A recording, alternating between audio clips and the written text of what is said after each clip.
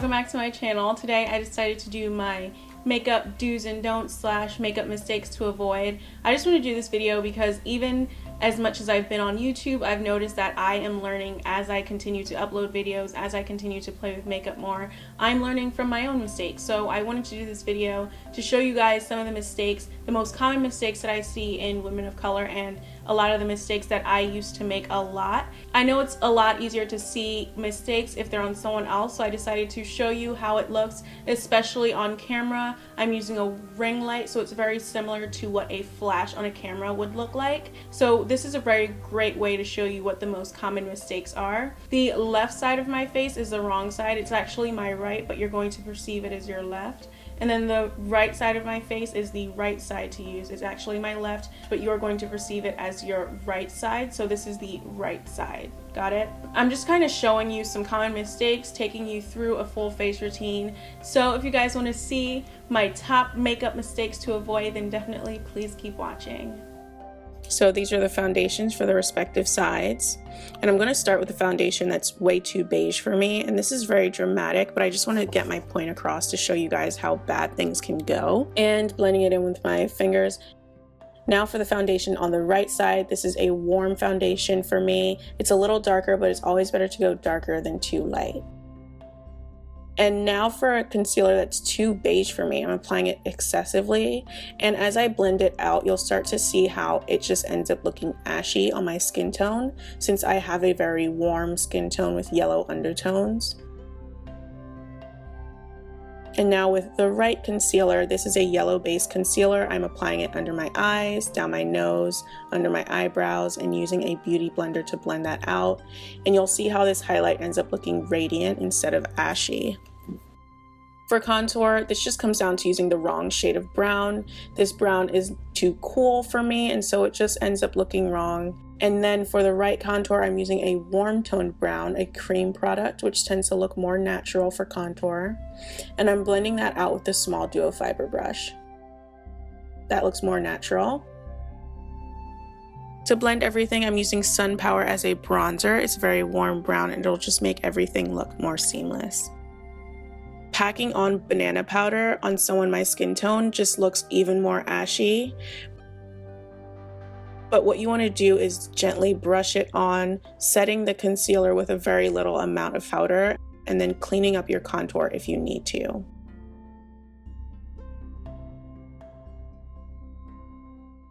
And then with a large fluffy brush with some setting powder, I blend everything together. And you can see how the right side just looks more natural. Now for brows.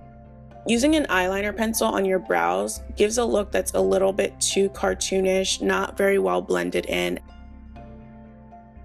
It's very hard to blend these products on your brows, so they just look really drawn in. The right way to do it is to comb your brow out first and then fill it in from the center first, because that's where it can be the darkest and that's when you have the most product on your brush.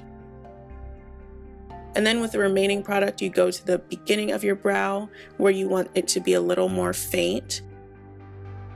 And then picking up more product, you go to the tail of your brow. So that's the sort of gradient. And you should start with where you want the most product. Now for my nose, going in again with that wrong brown.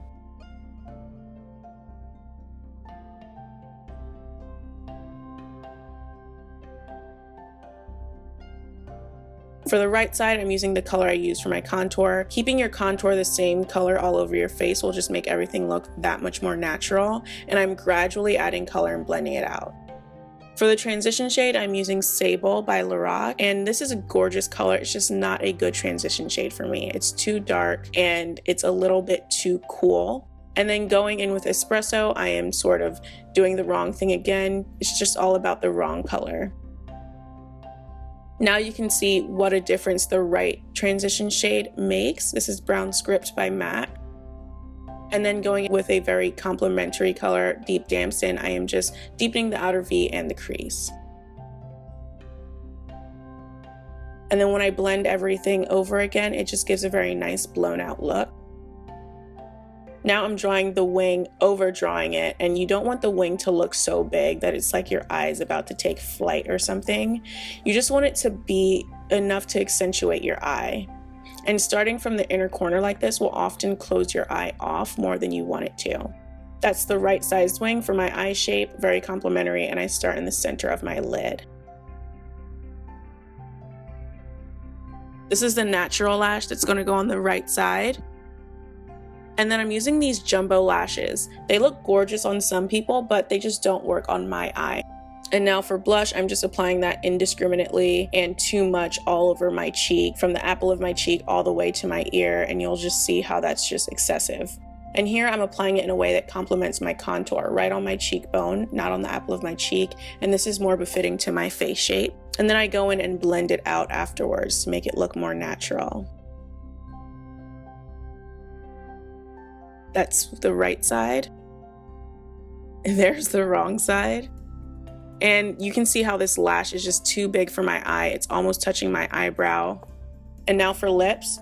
On the left side, I'm using Blankety by MAC. Gorgeous color with a liner, but on its own, it's just too bright for my skin tone.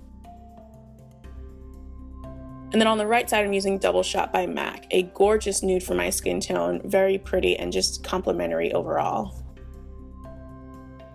So here are the different sides again.